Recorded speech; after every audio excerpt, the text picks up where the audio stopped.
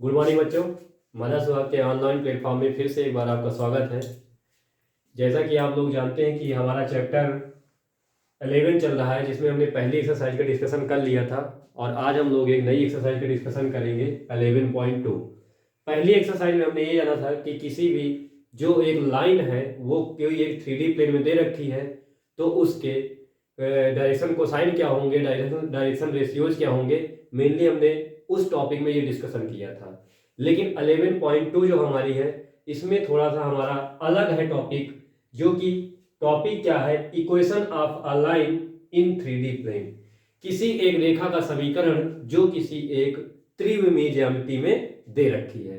आज हम लोग इसी का डिस्कशन करेंगे और इसमें मेनली हमें दो टाइप की लाइंस देखने को मिलती हैं। Mainly only and only two type की लाइन देखने को मिलेंगी। कौन सी? पहली, equation of a line passing through two points. Passing through two points नहीं, केवल passing through a point and parallel to a given vector. सबसे पहली जो हमें लाइन देखने को मिलेगी वो ये देखने को मिलेगी कि equation of a line passing through a point and parallel to a given vector. पहली कंडीशन हमें ये देखने को मिल सकती है लाइन में। और जो दूसरी इक्वेशन हमें देखने को मिलेगी वो equation of a line passing through two points हो जाएगी। लेकिन एक बात का आप लोगों को ख्याल रखना है कि ये रेखा जो है, ये दोनों रेखाएं जो भी होंगी 3D प्लेन में होंगी, ना कि 2D प्लेन में। मतलब कि ये एक्स वाई जेड तीनों एक्सिस को एक साथ लेकर के चलेंगी। बट जब हमने 11 में पढ़ा था तो वहां पर केवल और केवल हमारे पास दो ही डायमेंशन होती थी, X axis and Y axis. फिलहाल में हम लोग को जो स्टडी करनी है वो हमें दो टाइप की लाइन पढ़नी है। कौन कौन सी? सब लोग एक बार मिलकर बोलेंगे क्या? Equation of a line passing through a point and parallel to a given vector. मतलब कोई एक लाइन होगी जो किसी एक बिंदु से होकर के पास हो रही होगी और साथ ही साथ किसी एक दिए हुए सदिश के समांतर होगी। जो दूसरी रेखा में पढ़नी है वो हमें पढ़नी है equation of a line passing through two points. कितने पॉइंट्स होकर पास होगी? ये किन्हीं दिए हुए दो बिंदुओं से होकर के पास हो रही होगी। इसमें से हमें मेनली जो इनको करना है उसमें हमारे इन दोनों लाइंस के दो दो फॉर्म होते हैं। दोनों लाइंस के, एक बात ध्यान सुनना, दोनों लाइंस के, इसका भी और इसका भी, दोनों लाइंस के दो दो फॉर्म होते हैं। कौन कौन से? सबसे पहला हमारा फॉर्म होता है वेक्टर फॉर्म। कौन सा फॉर्म होता है? Vector form of a line होता है। और दूसरा जो हमारा फॉर्म होता है वो हमारा होता है कार्टेशियन फॉर्म। दोनों लाइंस के हमारे दो दो रूप होते हैं। कौन कौन से? एक हमारा होता है वेक्टर फॉर्म होता है और दूसरा हमारा होता है कार्टेशियन फॉर्म। वेक्टर फॉर्म को हम लोग हिंदी में बोलते हैं सदिश रूप और कार्टेशियन फॉर्म को बोलते हैं कार्तीय रूप। दोनों रेखाओं के हमें क्या करना है? पहली बात तो फिर से मैं एक बार समराइज करता हूं, हमें दो टाइप्स की लाइंस पढ़नी है और दोनों टाइप्स की लाइंस के दो दो रूप पढ़ने हैं। कौन कौन से? Vector form and Cartesian form. मतलब कि एक हमारा सदिश रूप और दूसरा कार्तीय रूप। ठीक है, तो सबसे पहली बात हम लोग डिस्कशन करेंगे equation of a line passing through a point. हम लोग सबसे पहले इसका डिस्कशन करेंगे और इसके बारे में हम लोग पूर्ण जानकारी प्राप्त करेंगे और इसके बाद फिर हम लोग आगे बढ़ेंगे equation of a line passing through two points. तो सबसे पहले हम लोग डिस्कशन करेंगे इसका, तो आप लोग इसको कहीं भी नोट डाउन कर लीजिए और आगे बढ़ते हैं हम लोग। तो आप लोग एक सेपरेट हेडिंग लगाओगे, equation of a line, separate heading लगा लो, equation of a line passing through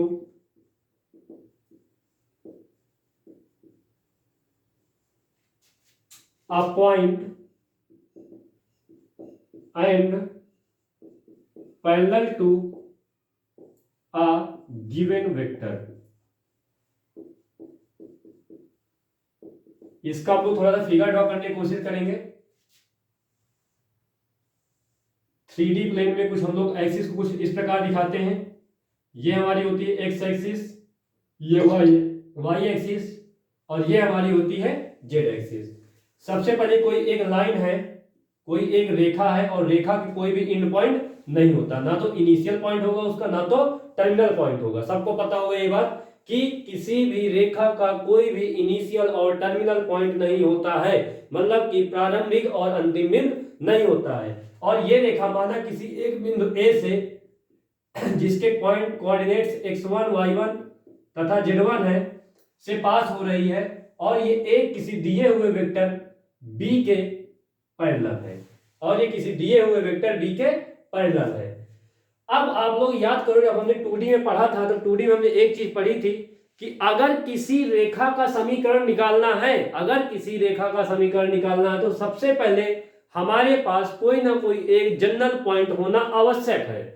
तो यहाँ पे हमें कोई जनरल बिंदु लेना पड़ेगा। तो माना हुआ जनरल बिंदु हमने कोई ले लिया बी पॉइंट, जिसका हमने नाम दे दिया क्या, X comma Y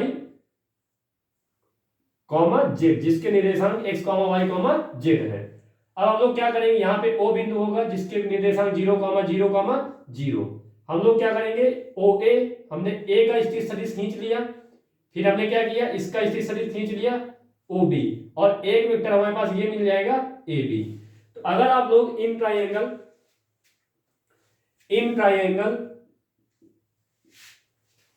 O A B, अगर आप लोग ट्राइंगल ओ ए बी में बात करोगे तो आप लोग अगर यहाँ पे ट्राइंगल सम का रूल लगाओ, वेक्टर में जब लोग पढ़े थे ट्राइंगल सम का रूल, तो क्या मैं ये बोल सकता हूं कि O A plus A B, O A plus A B बराबर होगा इस रिजल्टेंट वेक्टर ओ बी के।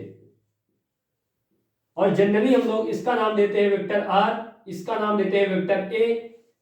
तो इसको हम लोग बोल सकते हैं वेक्टर ए बराबर हो, एक vector A plus A B vector बराबर हो जाएगा आर वेक्टर, या इसी चीज को हम लोग लिखते हैं आर वेक्टर बराबर vector A plus A B vector.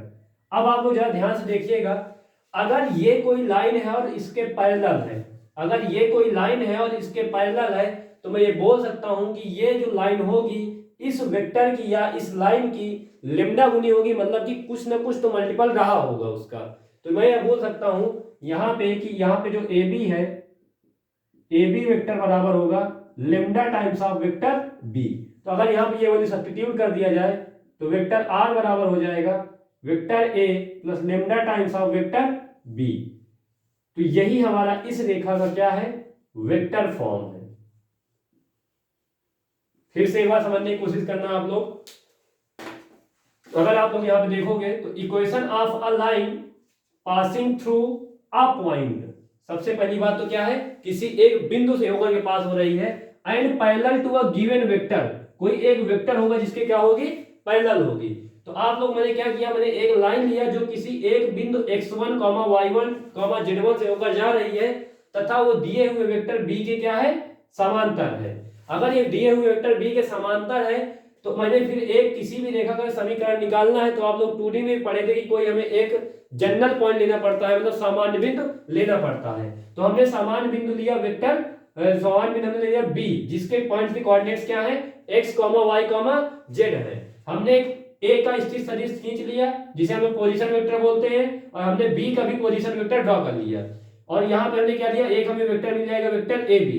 तो मैंने देखा कि in triangle A O A B में क्या हो जाएगा, अगर ट्राइंगल सम का रूल लगाया जाए तो O A vector plus A B vector equal to हो जाएगा वेक्टर आर के। तो O A vector plus A B vector plus O B equal to हो गया ओ बी वेक्टर के, और वेक्टर ओ ए जो है उसका नाम दे दिया A vector plus vector A B को ए बी रह दिया, और इसका नाम हमने क्या दिया था, वेक्टर आर।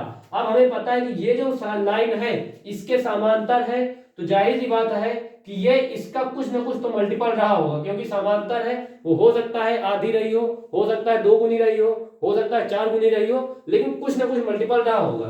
तो जो ए बी वेक्टर है वो बी का कुछ ना कुछ मल्टीपल होगा। तो यहाँ पे A B vector is a multiple of vector B. तो हम लोग मान लिए कि ए बी वेक्टर हमारा बना था किसके, lambda times of vector B, और ये वैल्यू हमने यहाँ पे सब्स्टिट्यूट कर दिया, और जहां से ये वैल्यू निकल के आई इसको बोलेंगे वेक्टर आर बराबर vector A plus lambda times of vector B, that is called the vector form of a line that is passing through a single point and parallel to a given vector B.